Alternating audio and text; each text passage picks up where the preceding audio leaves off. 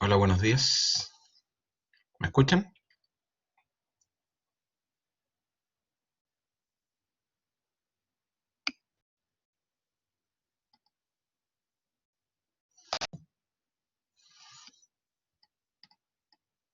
Ya,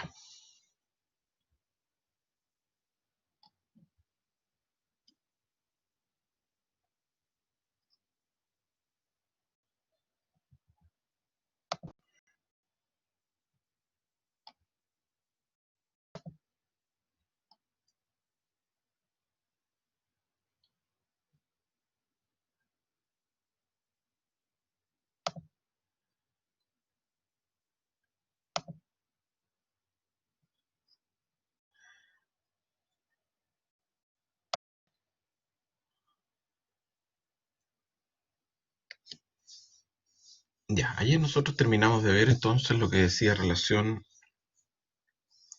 con los presupuestos y los requisitos, digamos, en el proceso, ¿cierto? De las responsabilidades civiles, penales, la relación procesal que nace del tribunal con las partes y qué obligaciones tiene el demandante, el demandado, el tribunal, una vez iniciada la relación procesal. Adicionalmente, digamos, las formas de interponer la demanda, como también los medios para defenderse del demandado, que nosotros señalamos, hicimos las diferencias entre las excepciones dilatorias y las excepciones perentorias. Como yo les he dicho, esto se va a ver en detalle cuando se estudie el juicio ordinario de mayor cuantía. Pero ahora corresponde ver algunos aspectos solo generales, que son los que hemos visto, para que ustedes se vayan interiorizando en relación a estos procedimientos que más adelante se van a estudiar. Ahora, el proceso tiene muchas otras aristas, nosotros veremos solo algunas de ellas y no con total profundidad, porque me parece que se van a estudiar en detalle más adelante, como les digo yo. Por ahora vamos a seguir con algunas cuestiones referidas al proceso. En general vamos a hablar acerca de los principios formativos del proceso. Yo este material se los voy a hacer llegar, de manera que desde el punto de vista de la cátedra es importante que ustedes solo tengan claro, digamos, la relación que se da entre,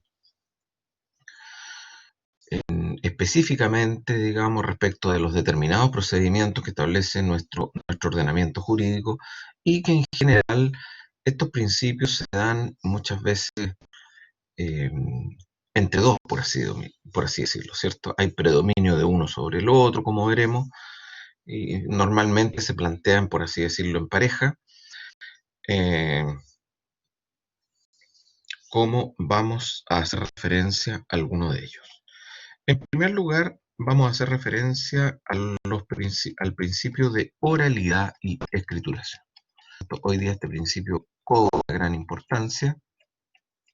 El principio de la oralidad es aquel donde predominan las actuaciones verbales o de viva voz, ¿cierto?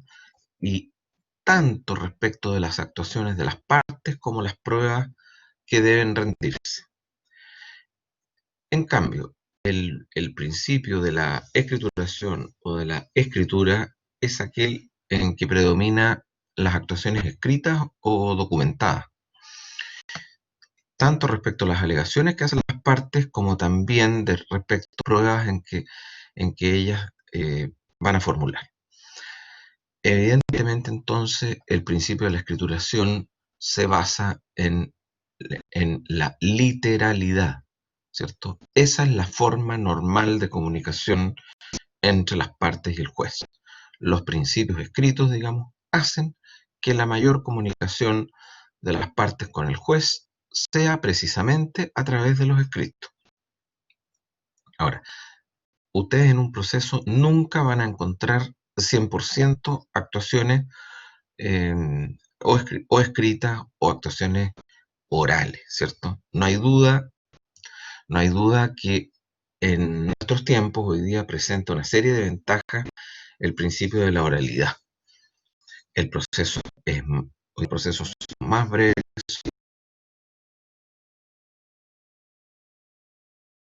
de una forma mucho más expedita. Se evitan así los retardos, ¿cierto? Pero como contrapartida se alega la seguridad que otorga el proceso escrito al ir, digamos, regulando y graduando cada una de las actuaciones en un proceso, lo que indudablemente va en garantía de las partes y se dice que ello contribuiría entonces a, a la mayor seguridad en la tramitación de los juicios. Bueno, hoy día en nuestro ordenamiento jurídico no hay duda de que en materia civil precisamente se mantiene el principio de la escrituración. Y fundamentalmente este principio de la escrituración se mantiene en el procedimiento ordinario de mayor cuantía. Ese procedimiento es por naturaleza y por esencia escrito. Y precisamente la reforma procesal civil se basa mucho en este procedimiento ordinario de mayor cuantía por los tiempos que ello representa hoy día en nuestro sistema procesal. No hay duda que los tiempos atentan en contra de las reglas del debido proceso, porque la justicia debe ser oportuna y lamentablemente hoy día este principio que se aplica en el procedimiento ordinario de mayor cuantía, no hay duda que ha quedado desfasado, los procedimientos son lentos y la resolución en doble instancia más la casación que puede llegar a haber en la Corte Suprema implica que un juicio ordinario pueda demorar más allá de 3, 4 o 5 años en algunos casos, lo que indudablemente que eso atenta muchísimo en contra de las reglas del debido proceso, no solo contra las reglas del debido proceso, sino que contra algunos de los pilares, digamos, de la administración de justicia. Como decimos, la administración de justicia debe ser oportuna y si ella no es oportuna, bueno, las partes recurren muchas veces a otros medios de solución de sus conflictos. Dentro de los procedimientos declarativos tenemos que reconocer también que el juicio ordinario tiene manifestaciones orales, ¿cierto? Recuerden ustedes que la resolución que recae en la demanda en un juicio sumario, no lo han visto ustedes, pero la resolución que recae en un juicio sumario es que se citan las partes a una audiencia, de manera tal que el demandado va a contestar su demanda en una audiencia oral, donde presentará su minuta escrita. Pero esas audiencias, digamos, a diferencia de lo que ocurre en el juicio ordinario, donde una parte o el demandado podrá contestar su demanda dentro del término de emplazamiento, como dijimos, ¿cierto? El emplazamiento podía ser de 15, 15 más 3, 18 más tabla de emplazamiento. El demandado puede contestar o poner excepciones en cualquiera de esos días. En cambio, en materia del procedimiento sumario, eso no se puede, eso se resuelve en audiencia. Solo ahí se puede contestar la demanda. Solo ahí se pueden oponer las excepciones dilatorias. No se va a poder oponer de una manera distinta. Bueno, hoy día no tenemos duda en que los nuevos procedimientos que están rigiendo, digamos, en materia laboral, en materia de familia y en materia penal, predominan indudablemente el principio de la oralidad. Las actuaciones se resuelven en audiencia, muchas de ellas, lo que no significa que no puedan presentarse escritos en esos procedimientos.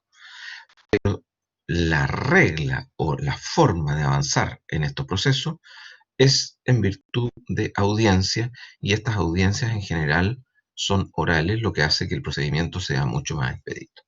Así la prueba, por ejemplo, que hoy día no se efectúa ante un ministro de fe, receptor judicial, sino que se hace directamente ante el tribunal, es una conversación mucho más fluida, el juez tiene una intervención directa, de manera que toma un conocimiento mucho antes del juicio, que es lo que ocurre en los procedimientos escritos, donde muchas veces realmente el cabal conocimiento del asunto lo tiene cuando recibe la causa prueba y cuando falla la causa. Luego, eso no deja, eso es una gran desventaja del sistema. Íntimamente relacionado con... ¿Está claro? La primera característica, digamos, en cuanto a los principios entre la oralidad y la escrituración y los procedimientos que hoy rigen en nuestro sistema procesal, de manera que eso sí ustedes deben saberlos y conocerlos, ¿cierto? Las reglas que se aplican. Piensen ustedes hoy día que en un procedimiento laboral, bueno, se presenta la demanda y en, en la mayoría de los casos, digamos, cuando se llega a la audiencia de juicio, se presenta la gestión, o sea, la audiencia preparatoria, donde las partes establecen o le dicen al juez qué medios de prueba van a valerse ella en cada una de sus actuaciones en la audiencia de juicio. Y el juez califica las pruebas y se podrá ver la pertinencia o no de las pruebas. Y obviamente que el demandado también tiene un plazo para el conocimiento de la contestación de su demanda antes de esa audiencia preparatoria. Pero esto se va resolviendo fundamentalmente en dos principales audiencias: audiencia preparatoria y audiencia de juicio, donde se rinden cabalmente las pruebas por las partes. ¿Dudas?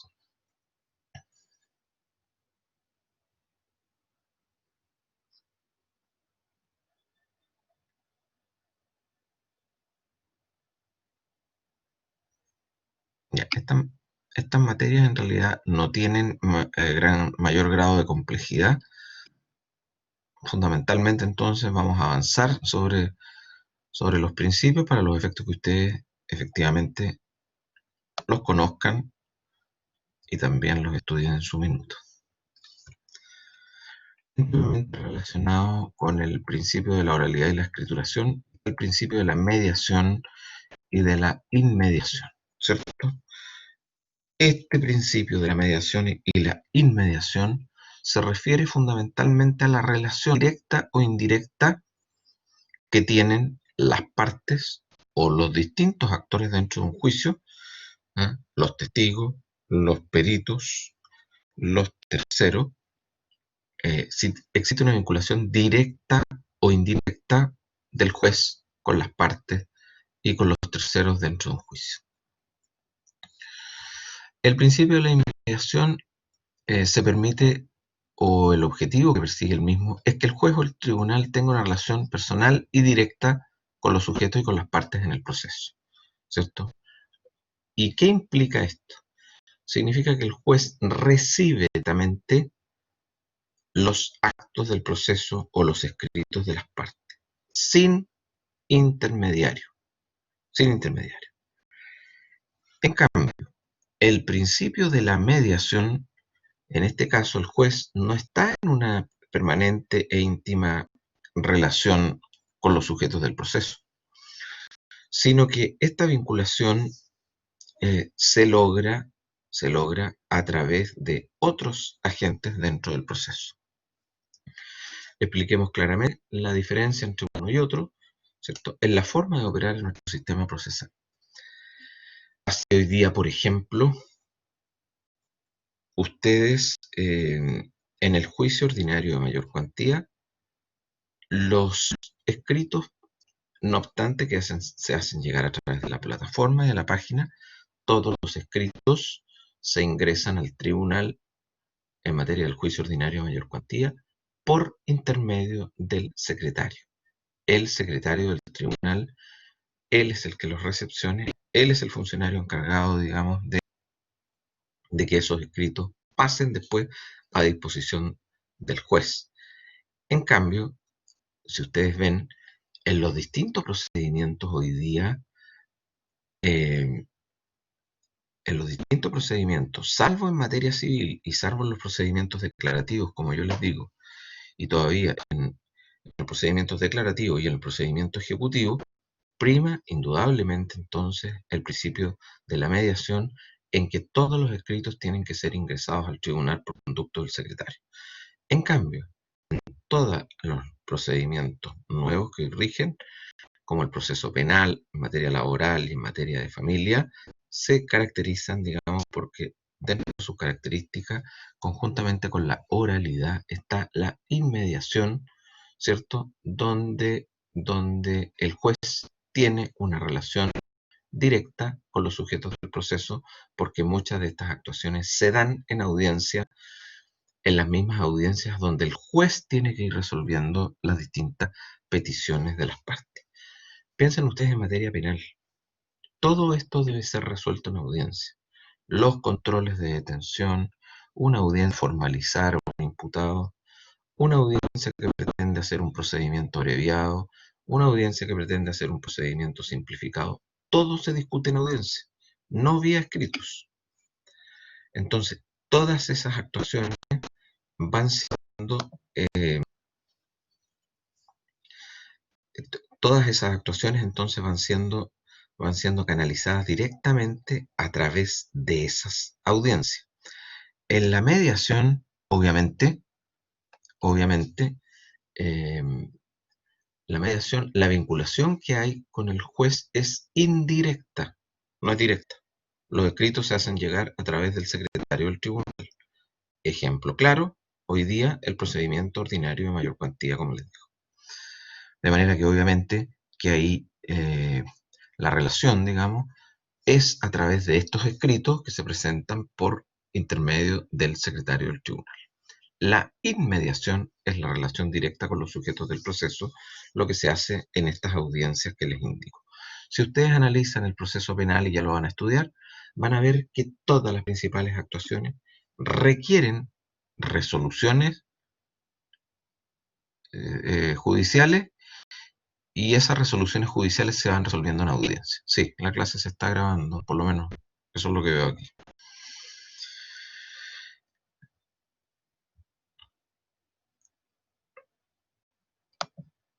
Ya, como ustedes ven, obviamente que ese, por ejemplo, ese principio bien tiene relación con la oralidad y la escrituración. En tercer lugar, encontramos el principio dispositivo y el principio inquisitivo, ¿cierto? Indudablemente aquí ya no estamos hablando solo del tribunal, sino que aquí ya estamos hablando derechamente de las partes, de los hechos que se le van a entregar al tribunal para la resolución de un juicio. El principio dispositivo, ¿cierto? Eh, Sostiene o señala la doctrina en ello, en que la iniciativa, tanto en la proposición como en la producción de las pruebas de un juicio, quedan entregadas especialmente a las partes. Y el juez solo lo que hace es recibirla, es recepcionarla o darle una dirección formal dentro de la tramitación de un juicio. En cambio, en el principio inquisitivo es diversa la labor de los jueces. El juez tiene que instar a que se avance en la prosecución del juicio hasta llegar a establecer, por ejemplo, en su caso, o dictar una sentencia. Pero aquí la aportación de las pruebas corresponde no está limitada solamente, digamos, a que sean las partes las que tengan esta iniciativa, sino que aquí es directamente tanto las partes como el juez que conoce de la causa. Ya no hay duda, en materia civil son las partes las que aportan las pruebas, ¿cierto? Pero, pero en los diversos procedimientos que hoy se aplican, penal, laboral y familia, que han sido modificados, no hay duda que la tendencia moderna va hacia el camino en que se apliquen reglas del principio inquisitivo, en el sentido que la aportación de las pruebas corresponde tanto al juez como a las partes de un proceso. Hay algunas reglas hoy día, en materia penal, en materia laboral. Por ejemplo, no tengo los códigos a mano, pero, por ejemplo, artículo 429, 453 del Código del Trabajo. Y en materia civil hay una regla particular o de excepción, digamos, a este principio, que son solo las partes las que aportan las pruebas, que son las llamadas medidas para mejor resolver. Uno es el principio inquisitivo y el otro es el principio dispositivo. Eh, lo que les estaba señalando es que hoy día, por ejemplo, en materia civil, ¿cierto? Estamos diciendo que por regla general, en materia civil, son las partes las que le indican al juez los medios de prueba y que van a hacer valer en un juicio. Pero hay normas de excepción. Por ejemplo, las llamadas medidas para mejor resolver. Esto es, una vez terminado el periodo de prueba en un juicio, el artículo 159 del Código de Procedimiento Civil dispone una serie de medidas de prueba para mejor resolver o para mejor acierto del fallo. Se dice ahí, digamos, que el juez tomaría una labor más directa para los efectos de lograr la dictación de la sentencia, ¿cierto? Si el juez tiene duda, si hay una prueba o si necesita mayor conocimiento, por ejemplo, algún informe pericial o algún complemento a la rendida, el juez puede recurrir a estas medidas para mejor resolver dentro de un plazo que la ley le fija una vez terminado el periodo de prueba. Es discutible, hay mucha doctrina que establece fuertes discusiones a estas medidas para mejor resolver, porque se dice que a veces los jueces alteran la igualdad de las partes como también de la igualdad de las pruebas. No es lo mismo el testigo que tuvo que declarar solo en la oportunidad procesal que tenía en ese juicio ordinario, es decir, si había 5 testigos, tuvieron que declarar durante 2 días seguidos y concentrados, a que el juez después tenga un plazo de 20 días para mejorar la prueba, se dice, de alguna de las partes muchas veces. No es esa la finalidad. La finalidad de las medidas para mejor resolver es que el juez esté con mayores antecedentes para obtener una mejor sentencia. A veces hay muchos juicios que se basan en cuestiones técnicas, se necesitan conocimientos de personas en determinadas ciencias o artes, y bueno, y a veces no lo piden las partes dentro del mismo procedimiento, y el juez tiene las facultades entonces para hacerlo de propia iniciativa, no obstante que estemos en presencia de un procedimiento civil. Otro principio establecido en nuestros sistemas procesales, o que se reconoce, es el principio de la continuidad y de la concentración. A ver, el principio de la continuidad, como su nombre lo indica, dice o establece que el proceso debe ir desarrollándose a través de distintas etapas. Y cada etapa está constituida por una serie de actuaciones, las que se van cumpliendo de una forma separada y sucesiva. De manera entonces que en este principio el juez tiene que ir avanzando en la medida de la etapa que se va encontrando dentro de cada proceso. Por ejemplo, ¿cierto? En Chile no hay duda que el proceso o el procedimiento ordinario de mayor cuantía opera el principio de la continuidad, donde claramente se distingue el periodo de discusión del periodo de prueba, del periodo de observaciones a la prueba y el periodo de sentencia. Cada uno de esos periodos está constituido por una serie de actuaciones. Ustedes después van a estudiar el juicio ordinario de mayor cuantía y van a ver que el juicio ordinario de mayor cuantía tiene una serie de actuaciones. La demanda, ¿cierto? Que será lo primero que va a presentar el demandante al juicio. ¿Qué dijimos nosotros después que podía ser el demandado frente a esa demanda?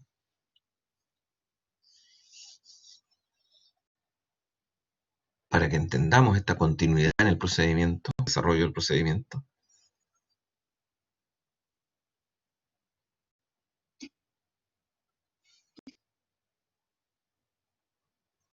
Ya, una actitud, por ejemplo, es que el demandado conteste la demanda, ¿cierto? De manera que a la demanda tendremos la contestación de la demanda. o tendremos la aceptación de la demanda, cuando dijimos que la demanda se podía aceptar, pero dijimos que también se podía contestar, ¿cierto? ¿Y qué más dijimos? ¿Qué otra actuación podía hacer el demandado frente a una demanda? Está bien porque genéricamente es contestarla, pero dentro de la contestación o antes de la contestación, ya, también puede no hacer nada, sí, efectivamente, pero hay justamente les está quedando una o dos actitudes que puede hacer el demandado y tiene mucha incidencia. Ya, ya, también puede contrademandar, va a negar la demanda, ¿cierto? Pero para negar la demanda, ¿cómo lo hace? Al contestarla o antes de contestar la demanda, ¿qué dijimos que podía hacer el demandado? Si la demanda viene con defectos.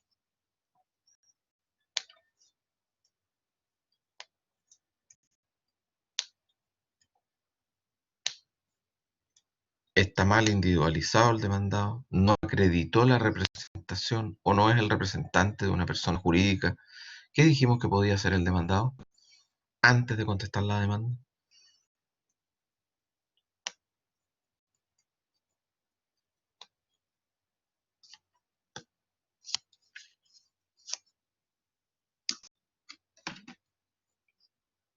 Nadie, porque todo lo que han dicho está bien.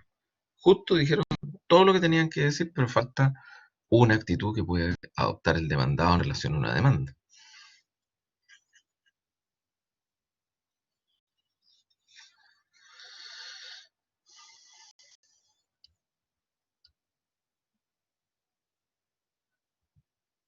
Pero frente a un ataque, ¿qué hace la otra parte?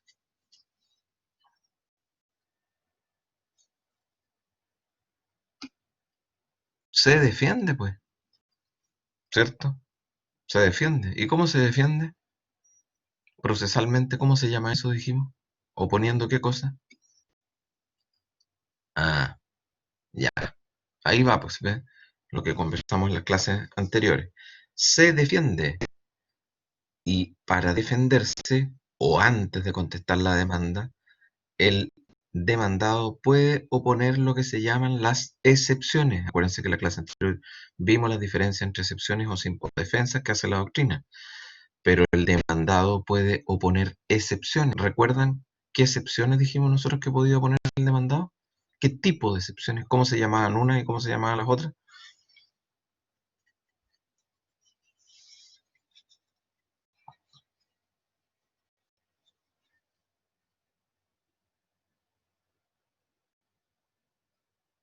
Ya, parece que no se acuerdan del nombre, ¿cierto? Las excepciones que puede oponer el... Ya, eso está bien, ¿cierto?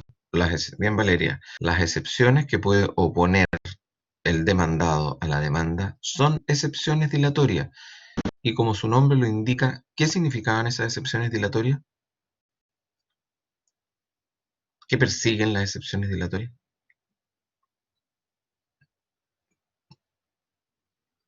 Porque el nombre lo está diciendo.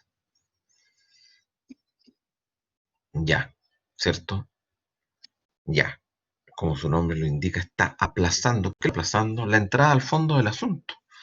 Y como bien dice usted también, Felipe Soto, se refiere a la corrección del procedimiento sin afectar el fondo de la acción deducida. Es decir, esas excepciones dilatorias lo que persiguen es demorar, aplazar, dilatar, trabar, entorpecer que entremos derechamente ya a la discusión en la contestación de la demanda, sino que primero al demandado se le da la oportunidad de que se corrija o que él haga valer, oiga, demandante, si usted me quiere demandar, corrija su demanda.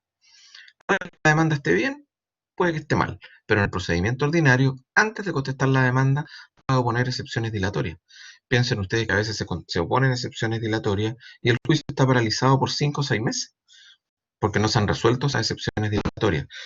Entonces ustedes comprenderán que a veces es bastante justificada las críticas que hoy día se le puede hacer a este procedimiento, a tener trabado el juicio durante 6 meses sin avance, sin ni siquiera haber contestado todavía la demanda y sin haber terminado el periodo de la discusión. El plazo para hacer esas correcciones es dentro del término de emplazamiento y antes de contestar la demanda, es decir, dentro del plazo de los 15 días, 15 más 3 o 18 más tabla. Normalmente, ¿cierto? Si el juicio se sigue ante la misma, o sea, si el demandado tiene su domicilio en la misma comuna en que se sigue el juicio, va a ser de 15 días y normalmente en materia procesal los plazos se utilizan hasta el último día o el penúltimo, etcétera. Bueno, pero quiero que les quede claro, digamos, desde el punto de vista de las actuaciones que van ocurriendo en un juicio, ¿cierto? Si ustedes piensan en el principio de la continuidad, vamos con diversas actuaciones, ¿cierto? A través de diversas etapas. Y no vamos a pasar a la etapa siguiente mientras no tengamos resuelta la primera etapa. Dentro del periodo de la discusión tenemos la demanda, como estábamos señalando, vamos a tener la contestación de la demanda o vamos a tener las excepciones que hace valer el mandado, excepciones dilatorias, excepciones perentorias, con la contestación de la demanda, la réplica, la dúplica, la conciliación obligatoria. Todo eso tiene que ocurrir en un juicio ordinario de mayor cuantía, antes de que entremos a la etapa de la prueba. En cambio, hay otros procedimientos que son más concentrados y que lo que se dice es que el procedimiento se concentra en audiencia, en una audiencia o en el menor número de audiencias.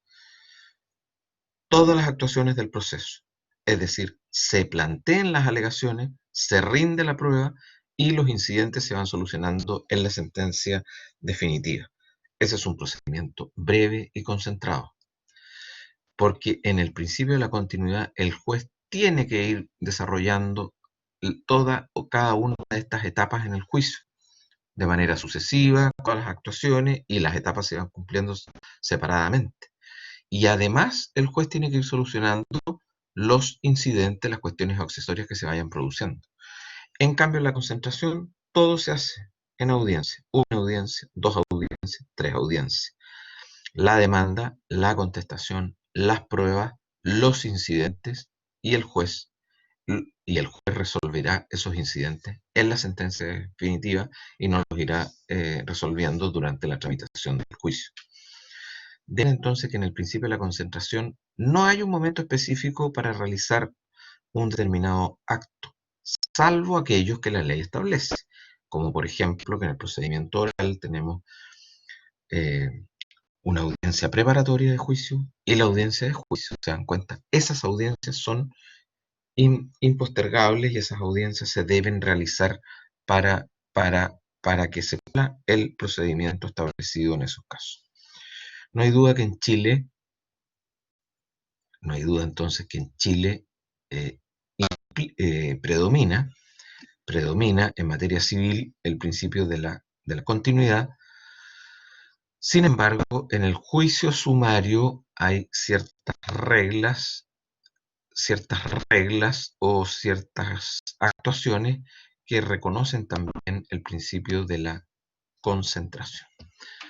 Les vuelvo a reiterar, es lo que dice en relación con el principio de la continuidad, ¿cierto? Que el proceso, el principio de la continuidad o consecutivo obligatorio, lo que dice es que el proceso se desarrolla a través de distintas etapas y cada etapa está constituida por diversas actuaciones, las que se cumplen separadas y sucesivamente. Por ejemplo, ya dijimos, juicio ordinario, periodo de discusión, demanda, contestación de la demanda, réplica, dúplica, conciliación obligatoria. Todas esas actuaciones se van a hacer de manera separada y de manera sucesiva. Yo no puedo contestar la demanda si el juez previamente no ha resuelto las excepciones dilatorias. ¿Se dan cuenta? El juez tiene que ir solucionando las cuestiones que se van planteando en cada una de las etapas y también los incidentes. En cambio, en la concentración, las actuaciones se van reuniendo en una sola audiencia o en el menor número de audiencias, donde se van a plantear las alegaciones y se van a rendir las pruebas y los incidentes se van a resolver en la sentencia definitiva. Obviamente que en materia civil, como les digo, rige el principio de la continuidad. Sin embargo, en el juicio sumario hay actuaciones donde se reconoce la concentración. En materia penal, en materia laboral, no hay duda que se tiende a la concentración, sobre todo en materia de familia, en materia laboral, ¿cierto? Donde se hace en audiencias o se va resolviendo en audiencia las diversas peticiones y las pruebas eh, que van a hacer valer las partes en el juicio.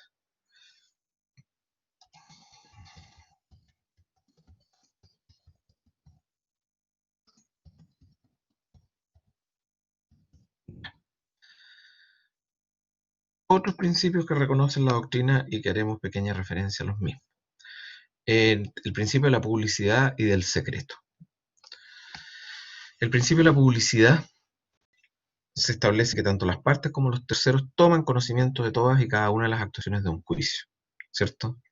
Porque se dice que el principio de la publicidad en general, mientras más público sea el proceso, se garantiza mejor el derecho de las partes y la imparcialidad que debe tener el tribunal durante la tramitación de un juicio.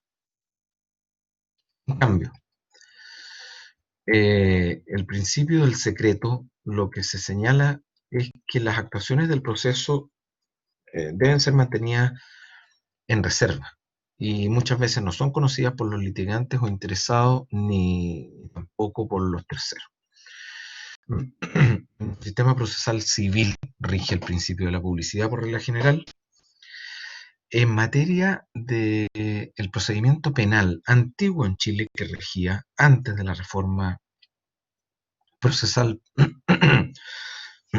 antes de la reforma procesal penal, regía precisamente este principio del secreto.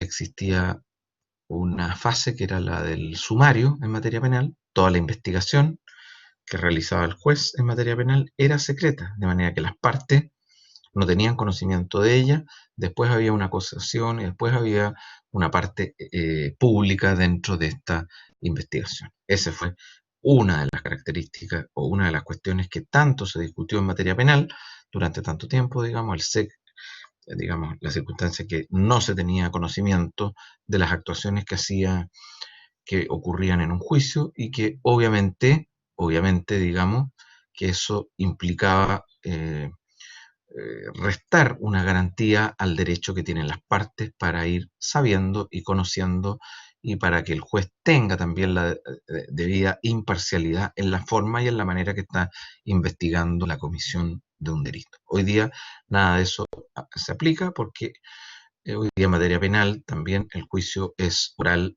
y público. Ustedes ven, habrán visto en la televisión muchas veces cómo se transmiten las audiencias, ¿cierto? Hay ciertas cuestiones que permiten que se aplique el principio del secreto. Por ejemplo, el resguardo de ciertos testigos que declaran en el procedimiento penal.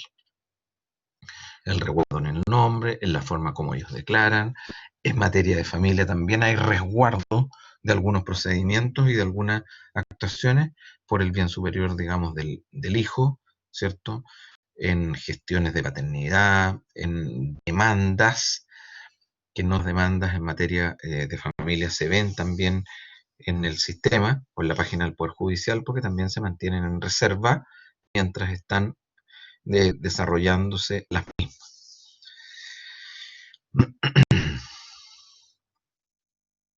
Otro principio reconocido en el ordenamiento jurídico es el principio de la instancia de parte y de impulso oficial.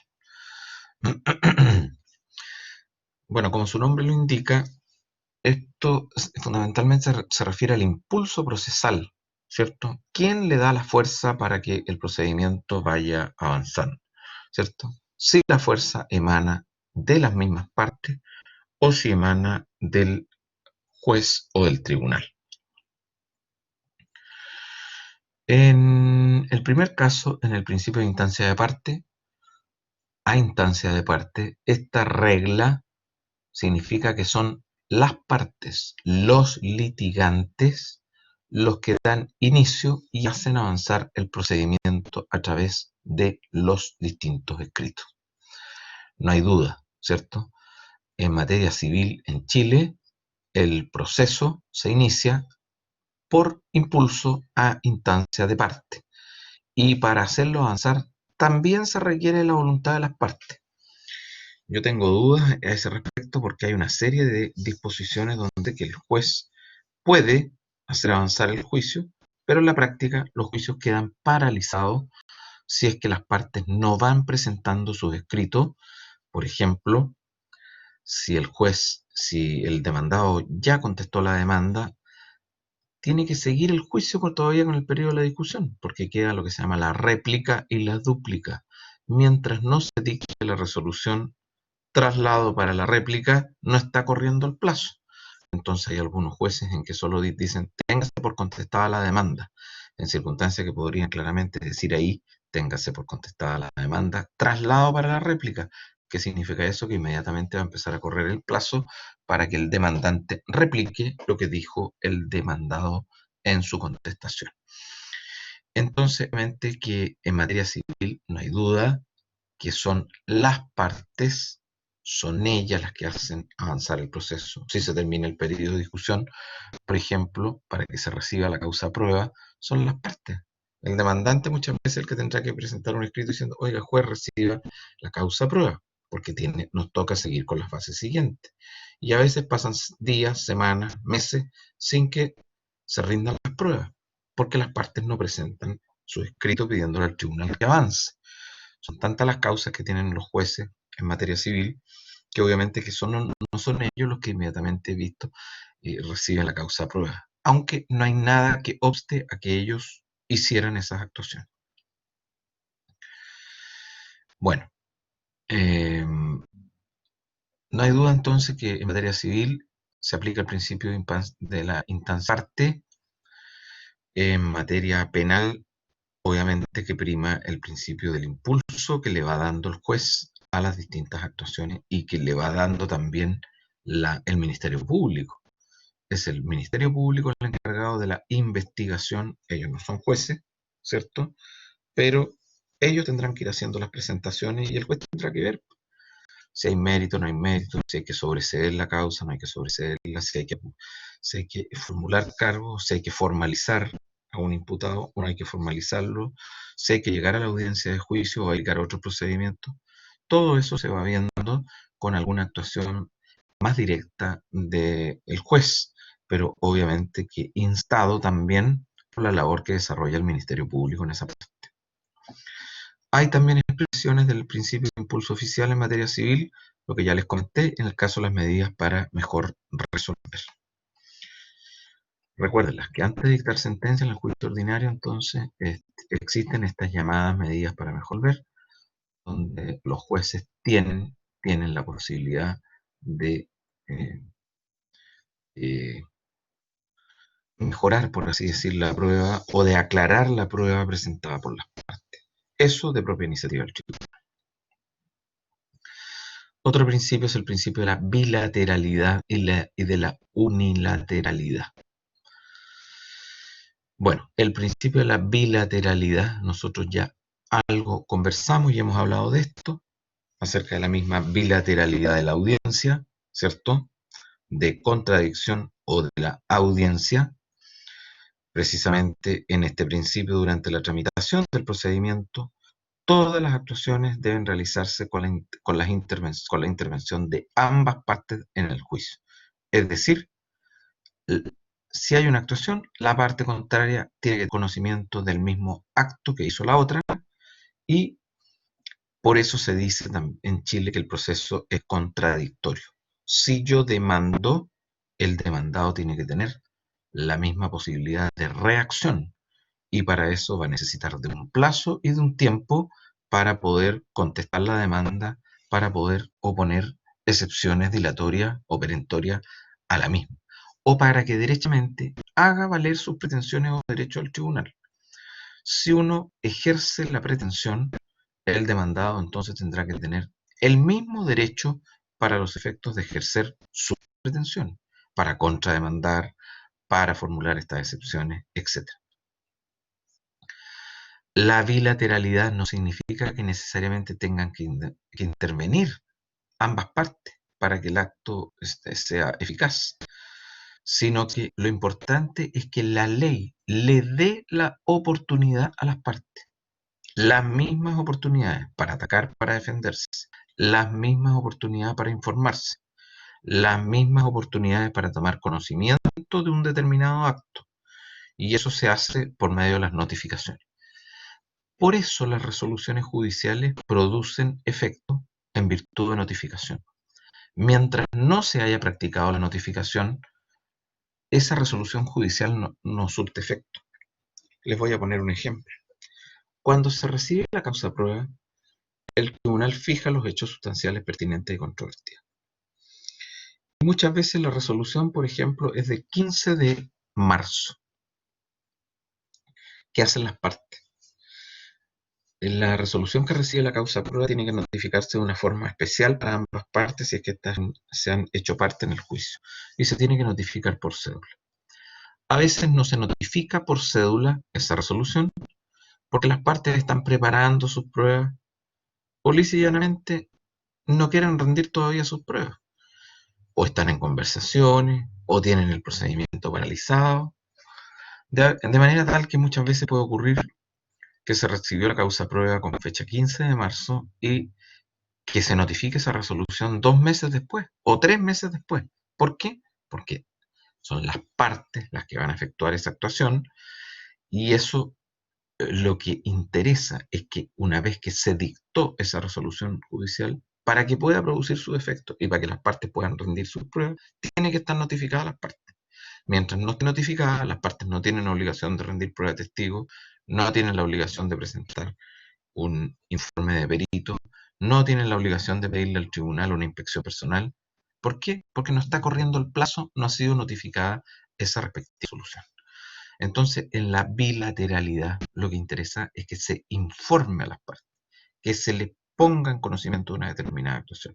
No significa que las dos partes tengan que hacer las mismas, sino que lo que interesa es que se haga por los medios que establece la ley.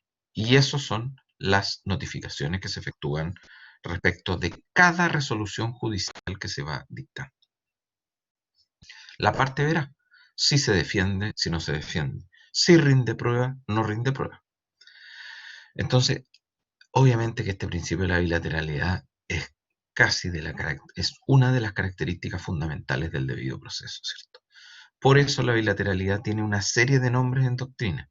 Igualdad procesal, ¿cierto? ¿Por qué? Porque todas las partes van a ser escuchadas o pueden ser escuchadas en el respectivo procedimiento. Claramente, hoy día se reconoce a esta bilateralidad como uno de los elementos esenciales, les vuelvo a insistir, del debido proceso. Y por eso que se ataca tanto el principio de la unilateralidad, ¿no? Se le ataca y repugna muchas veces al buen sentido de la aplicación de justicia, al principio de la unilateralidad, porque va en contradicción, o sea, o va en contra del principio de que sea contradictorio y que sea con audiencia y que ambas tengan las mismas oportunidades de ser oídas. Hay una serie aquí de autores y tratadistas que esto lo dicen con mucha certeza, ¿cierto? Y frases muy importantes, por ejemplo, el gran procesalista uruguayo, el profesor Eduardo Putir, señalaba: el orden jurídico no pregunta si el demandado tiene o no buenas razones para oponerse a la demanda, solo quiere dar a quien es llamado a juicio la oportunidad de hacer valer las razones que se tuvo. Es decir, hay que dar y entregar las mismas oportunidades a cada una de las partes. Bueno, no hay duda que el principio de la unilateralidad es excepcional en el sistema procesal chileno, ¿cierto? En forma muy excepcional se permite que se lleven a cabo ciertas actuaciones sin conocimiento de las dos partes, o que se ejecute alguna resolución antes de ser notificada a la parte que afecta, por ejemplo. Ejemplo de este principio son las llamadas medidas precautorias. Medidas precautorias que pueden ser concedidas o denegadas por el tribunal sin escuchar a la otra parte, sin escuchar a la parte a la cual se le van a imponer. Y así lo establece el artículo 302 del Código de Procedimiento Civil, ¿cierto? Eh, Obviamente que el tribunal tiene esta facultad de decretar ciertas medidas que tengan por finalidad asegurar el resultado del juicio. Por ejemplo, si se establece la prohibición de celebrar actos y contratos sobre un determinado inmueble, porque ese va a ser el objeto del juicio más adelante. El tribunal puede dar lugar a esa medida, le establece una serie de condiciones a la parte que lo pide, pero no escucha a la parte contraria, solo lo decreta.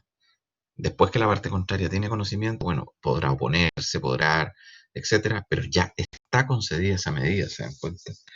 Indudablemente que ello entonces tiene un carácter eh, excepcional, la unilateralidad, solo con la resolución del tribunal.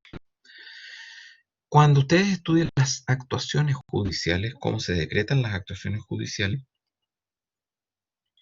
van a ver también que hay actuaciones judiciales que se ordenan resolver de plano. Es decir, esas actuaciones que se ordena resolver de plano, significa que se resuelven sin oír a la parte contraria. El juez puede resolverla con el solo mérito de la presentación de una parte. Puede dar lugar o puede no dar lugar, o puede antes oír a la parte contraria.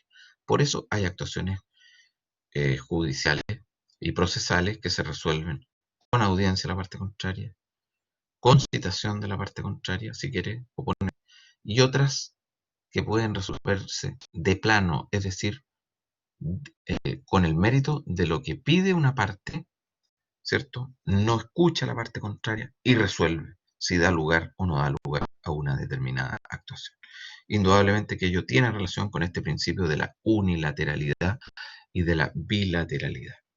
No hay duda hoy día entonces que en nuestro sistema procesal eh, el principio de la bilateralidad de la audiencia representa las mayores garantías para el debido proceso, para que las partes sean oídas, sino que no solo para que sean oídas, sino que para que tengan las oportunidades iguales de atacar, de defenderse, de efectuar sus pruebas.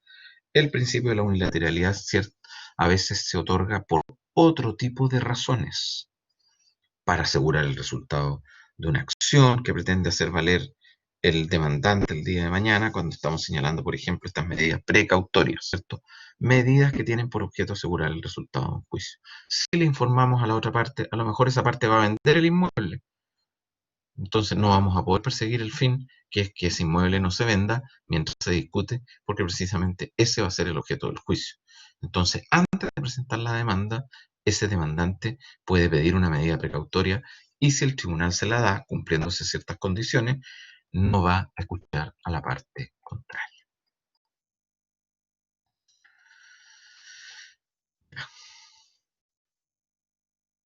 Lamentablemente en esta parte de la materia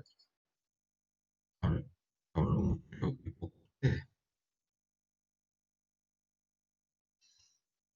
Todavía nos quedan algunos principios, me dan ganas de que los veamos o los terminemos. Solo les voy a indicar otro principio, porque los principios son bastantes en materia ordinaria. Eh, por lo menos, digamos, nosotros vamos a conversar, vamos a hablar acerca de 13 o 14 principios que se comentan, digamos. Nosotros vamos recién en el número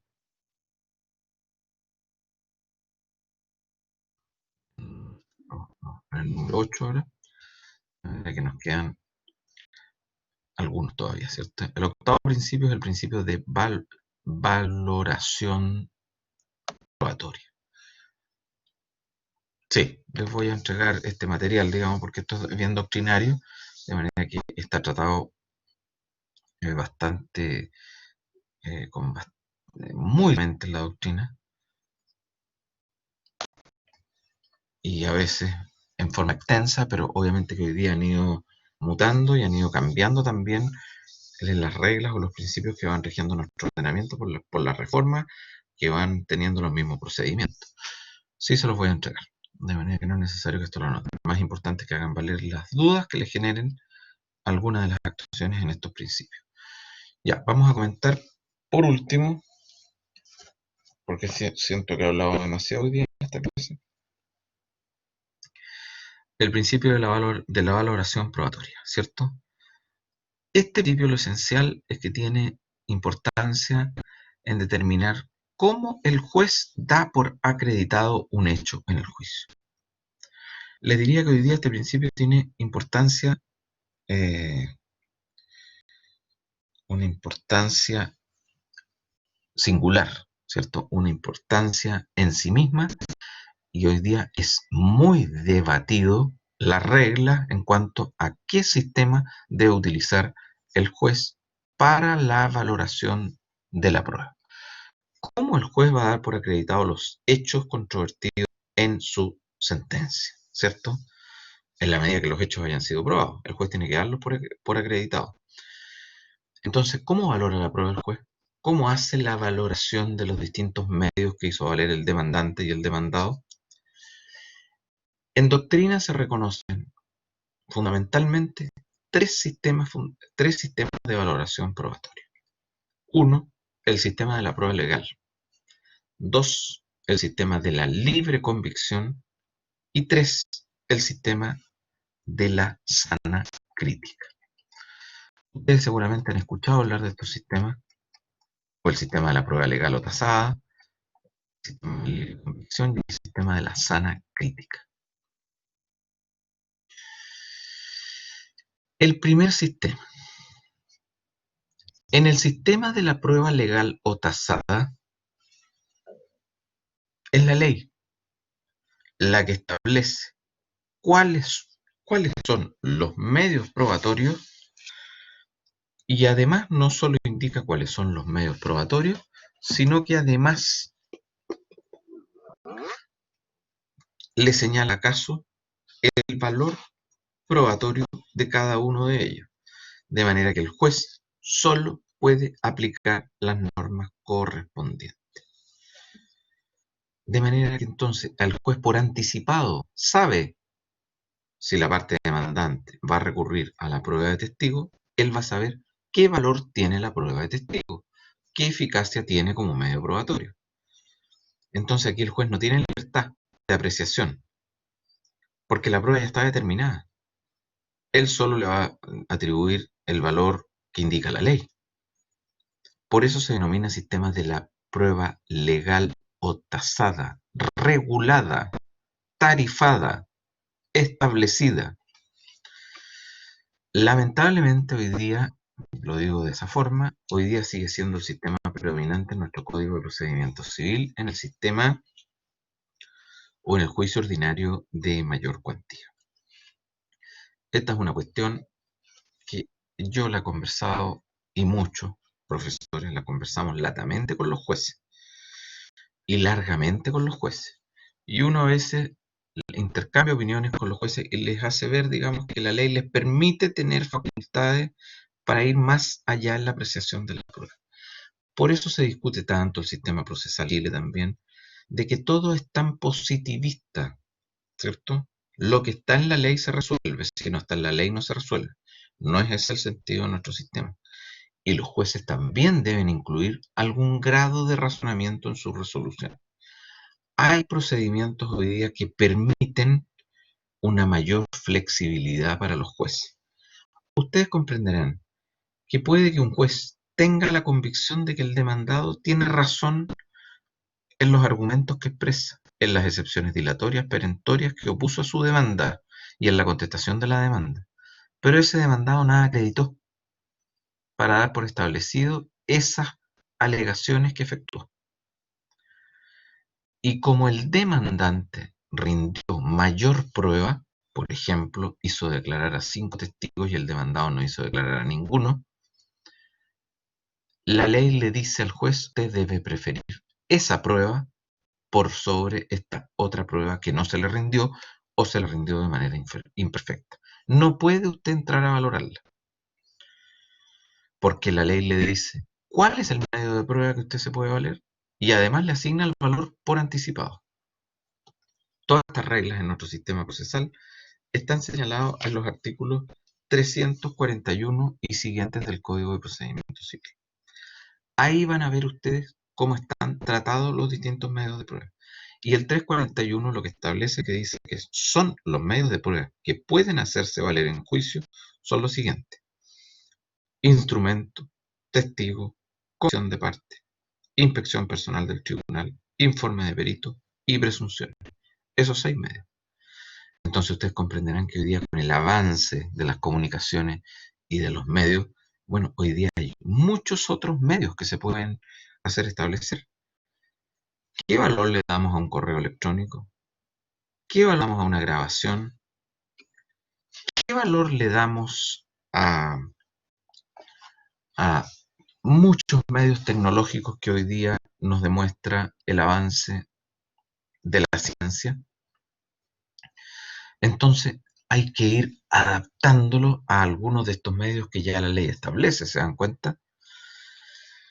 Pero es bastante dura esta regla porque está diciendo los medios de prueba son estos, no pueden ser otros. En materia penal hay mayor apertura, pero en materia civil aquí están los medios. Luego los otros tenemos que hacerlos calzar, incluso hasta las fotocopias, imagínense ustedes, las grabaciones, ¿ah? Las videoconferencias, los WhatsApp, Instagram, ¿ah? Facebook, todas las redes, etcétera. Hoy día, digamos, ¿qué valor le damos de prueba documental? ¿Son documentos o no son documentos? ¿Qué valor le tendrá que asignar la ley en esos casos si el 341 no? La disposición PIA es el artículo 341. 341 del Código de Procedimiento Civil. Bueno, ahí las otras disposiciones, ustedes van a ir viendo cómo están regulados los distintos medios de prueba. Primero, los instrumentos, qué valor tienen, etc. Donde se ve más fuerte es en la prueba de testigos, ¿cierto? Las obligaciones que tienen los testigos y el valor aleatorio que le asigna la ley a la prueba de testigos. Bueno, este es un tema que ha sido latamente discutido y conversado con los jueces y por eso la reforma muchas veces a los sistemas probatorios, ¿cierto? Piensen ustedes, mire, el artículo 384, véanlo ustedes en el Código de Procedimiento Civil. Dice, los tribunales apreciarán la fuerza probatoria de la declaración de los testigos conforme a las reglas siguientes. Ya le dice, la ley le dice al juez, usted va a apreciar la prueba de los testigos de acuerdo a estas reglas, no las que usted quiere. La declaración de un testigo imparcial y verídico constituye presunción judicial cuyo mérito probatorio será apreciado en conformidad al artículo 426. La declaración de dos o más testigos contestes, es decir, que estén de acuerdo en el hecho y en sus circunstancias esenciales, sin tacha, legalmente examinados y que den razón de sus dichos, podrán constituir plena prueba cuando no haya sido desvirtuado por otra prueba en contrario. Cuando las declaraciones de los testigos de una parte sean contradictorias con las de los otros testigos, tendrán por cierto lo que declaren aquellos que, aun siendo en menor número, parezcan que dicen la verdad por estar mejor instruidos, o por ser de mejor fama, más imparcial y verídico, por hallarse más conforme en sus declaraciones con otras pruebas en el proceso. Número 4. Cuando los testigos de una u otra parte reúnan iguales condiciones con imparcialidad y veracidad, tendrán por cierto lo que declare el mayor número. Es decir, un juicio se puede ganar porque una parte lleva más testigos que otro. Porque uno dice blanco, la otra parte va a decir negro. Y eventualmente el juez podría darle razón a aquel que declaró con mayor número de testigos. Parece un sistema bastante arcaico, por decirlo de alguna forma, o arbitrario también, ¿cierto? En circunstancias que es el juez el que debiera tener esa apreciación, ese conocimiento, y debiéramos darle al juez, digamos, el mérito para que él aprecie prudencialmente la prueba. Aquí no hay apreciación prudencial de la prueba, aquí el juez tiene que regirse entonces por el sistema de la prueba legal y tasada. Por supuesto que hay una serie de otros factores. Hoy día hay muchos factores. Piensen ustedes que este código de procedimiento civil, gran código dictado en Chile, así como el código civil, tiene 100 años ya. Entonces, obviamente que tiene que actualizarse y modernizarse. Hay razones de índole económica también. Hay múltiples razones, pero tenemos que darle más valor a los jueces. O sea, tenemos que pedirle al juez que él analice la prueba y haga su análisis, ¿cierto? ¿Y por qué va a dar razón a uno u otro? ¿Y qué mérito tuvo para darle razón? Eso no implica arbitrariedad. Entonces algunos, digamos, creen que darle más atribuciones al juez implica arbitrariedad en la resolución del mismo. Todo lo contrario. Si nosotros dejamos amarrado y atado al juez, mire, usted tiene que rendir, tiene que analizar esta prueba. Y si va a analizar esta prueba, este es el valor probatorio que tiene y no lo puede cambiar. Parece discutible.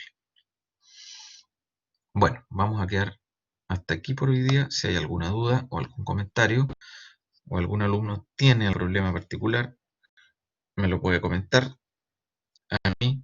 Eh, Recuerden ustedes cuál era el segundo sistema de cuál, de este último, que estamos viendo, el sistema de la prueba legal.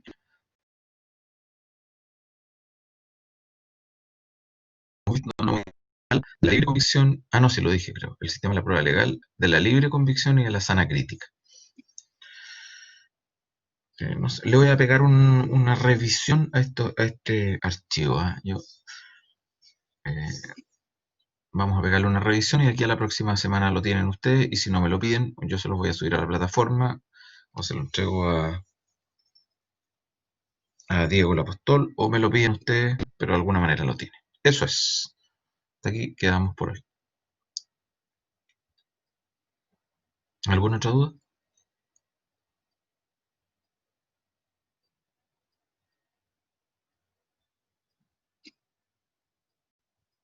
Ya, ustedes también, ¿eh? Cuídense.